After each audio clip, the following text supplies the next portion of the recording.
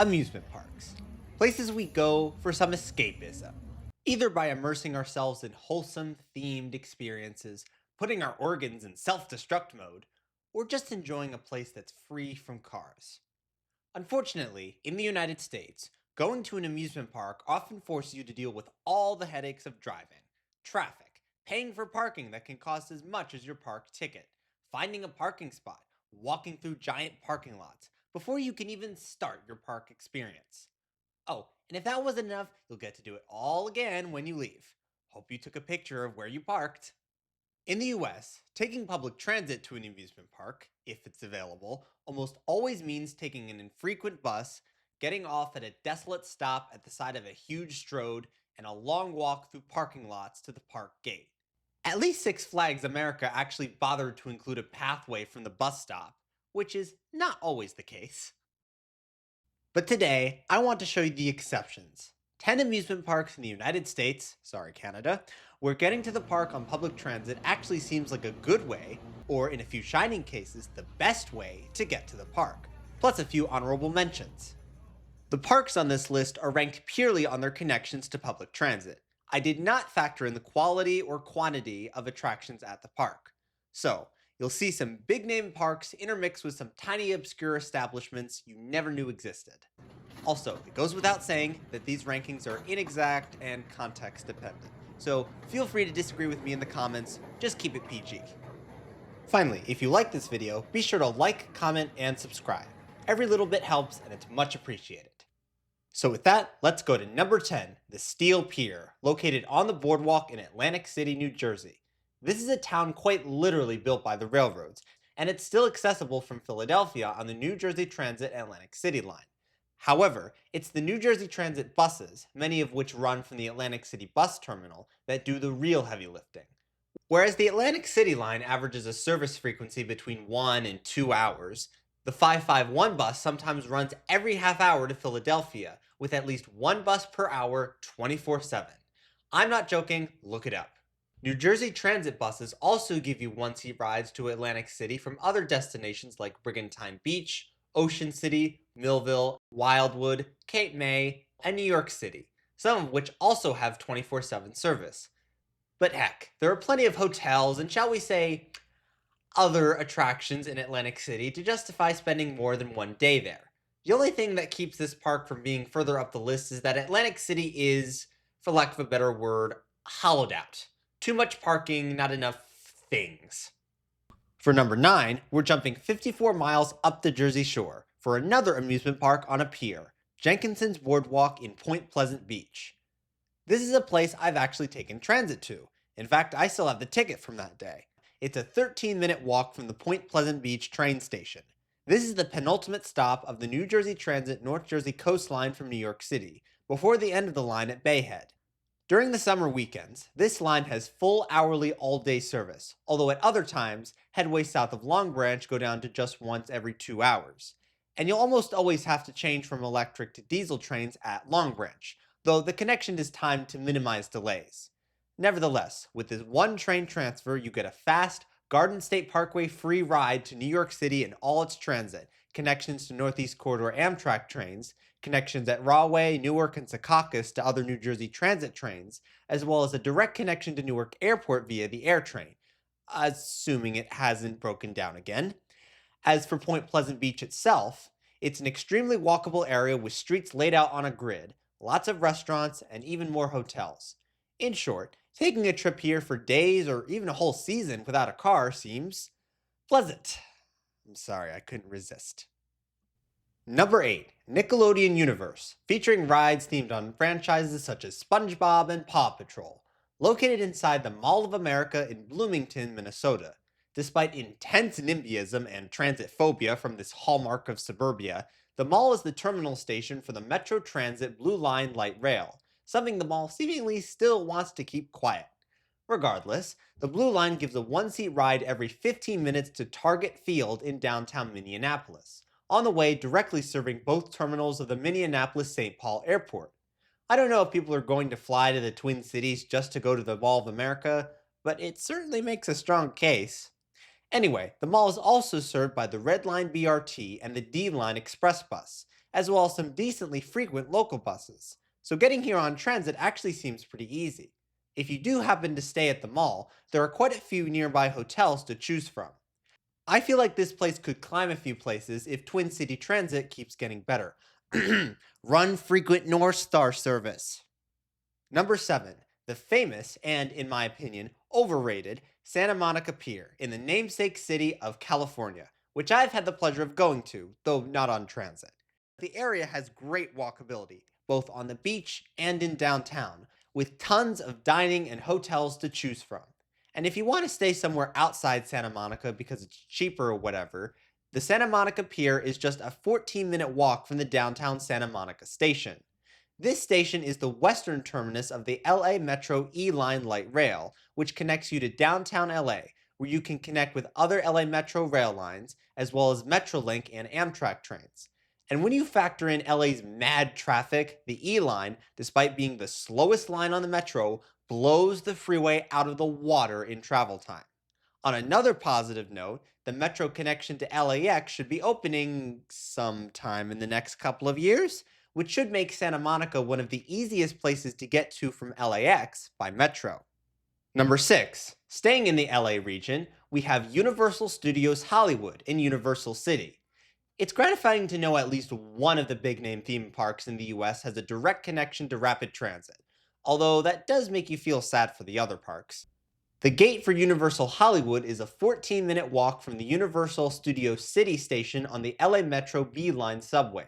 And if that's too long, just walk across the street where you can catch the shuttle to the park gate. From the Universal Station, it's just a half-hour ride to Union Station in downtown LA, quite competitive with driving. Again, from Union Station, you have train and bus connections to the entire region.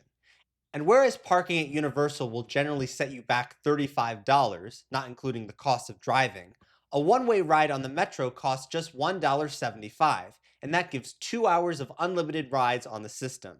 As a bonus, there are a few hotels on the walk to the park from the station, so you could conceivably walk to your hotel from the Metro, drop your bags, and head straight to the park.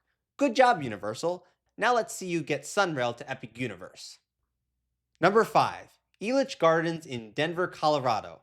Colorado's capital city may be a city of sprawl with less than ideal land use around transit stations. Fortunately, many big name destinations, sports stadiums, the convention center, museums, and yes, the amusement park, are downtown and near mass transit.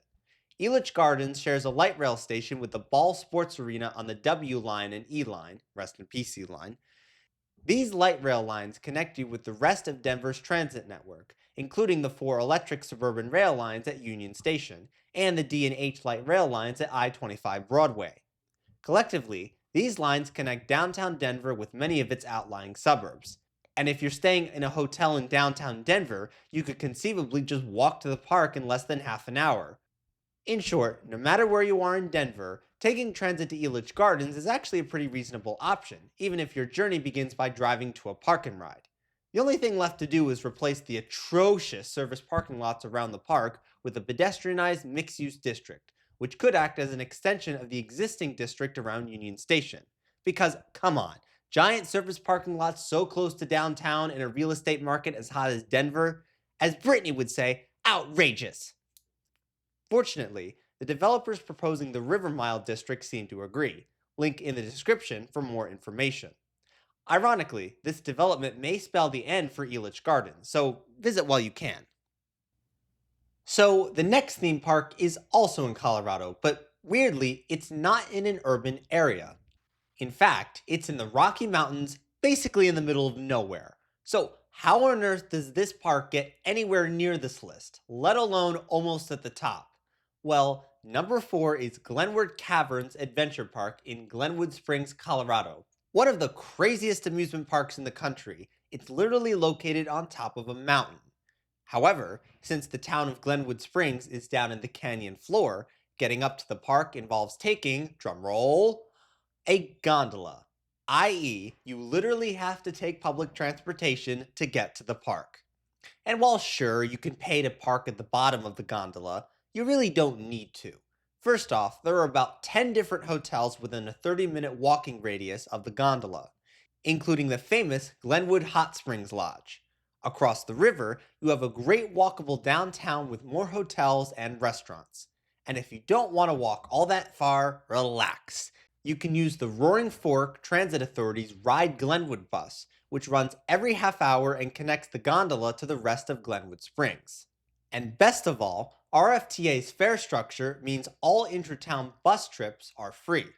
To top it off, you absolutely don't need a car to get to Glenwood Springs in the first place. I bet many of you will know Glenwood Springs as a stop on Amtrak's daily California Zephyr, but that's just the tip of the iceberg. The West Line of Bustang, Colorado's state-run intercity bus system, Dem Socialists, provides a direct connection from Glenwood Springs to Denver Union Station in 4 hours, which is almost 3 hours faster than the train, without the stress of driving your Mustang through Rocky Mountain traffic. Better yet, this route has 14, that's right, 14 daily departures, so you get a lot of flexibility.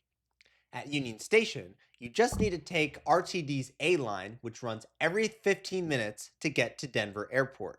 So, if you're going to Glenwood Springs and you're flying into Denver, getting here on transit is actually a pretty compelling option. Heck, even if you're flying into Aspen Airport, you can take either the L or Route BRT bus direct to Glenwood Springs. The trip takes an hour, which costs $5 one way, which, hey, I'll take that over renting a car. Alright, that's enough praising Glenwood Springs. Let's talk about the honorable mentions.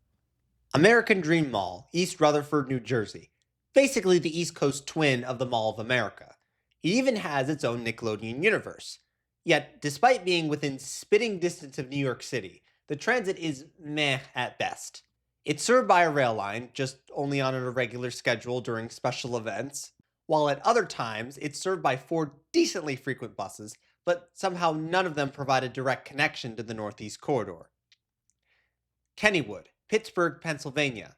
Former trolley park that is still connected to good public transit. Connected to downtown Pittsburgh with the PRT 61C bus, which has 15-minute headways on weekdays and 30-minute headways on Sundays. Carousel Gardens Amusement Park, located in City Park, New Orleans, Louisiana. Around a 20-minute walk from both northern branches of the Canal Streetcar, plus several other bus lines. Castles and Coasters, Phoenix, Arizona. Just a few minutes walk from the newly opened Metro Parkway station on the Valley Metro Light Rail, as well as the frequent 35 bus. Alright, back to the list. Number 3. One you've probably never heard of, Fairyland in Oakland, California. Definitely a kiddie amusement park, Fairyland is located downtown within Lakeside Park on the shore of Lake Merritt. Being in Oakland, you of course have great access to the AC Transit bus network. Even better, the park is an 18-minute walk from the 19th Street Oakland BART station and a 25-minute walk from the Lake Merritt BART station. Together, these stations give you a one-seat ride to all stations on the BART network. I think it's really cool that there's a kiddie park in an urban area that's truly accessible to everyone, even if they don't have a car. So, if you're a parent who lives in the Bay Area or is visiting, and you have young kids, something to consider. So, shockingly, this next amusement park doesn't have direct rail service, and it's cut off from the surrounding neighborhoods by a belt highway. So, you'll be unsurprised to hear that number 2, Adventurers Amusement Park, another kiddie amusement park, makes it onto this list purely because it is in Brooklyn, New York, making it trivially easy to get to on public transit.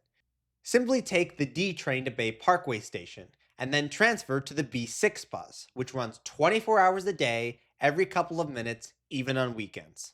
So, since number 2 is in New York City, I'm pretty sure you can guess where number 1 is. Just a few stops away on the D train is number 1, Coney Island. I actually went here over last summer, on transit of course, partly in anticipation of this video. The park itself may not be the most exciting, the cleanest, or the safest, but in terms of transit accessibility, unmatched. Served by the B, D, F, N, and Q trains on the New York City subway, vast swathes of the city get one-seat rides to the park, with connecting transit that can get you to the entire New York region. What else is there to say? This is the end of the line for the J-Bahn today. Come ride with us again when we release new content.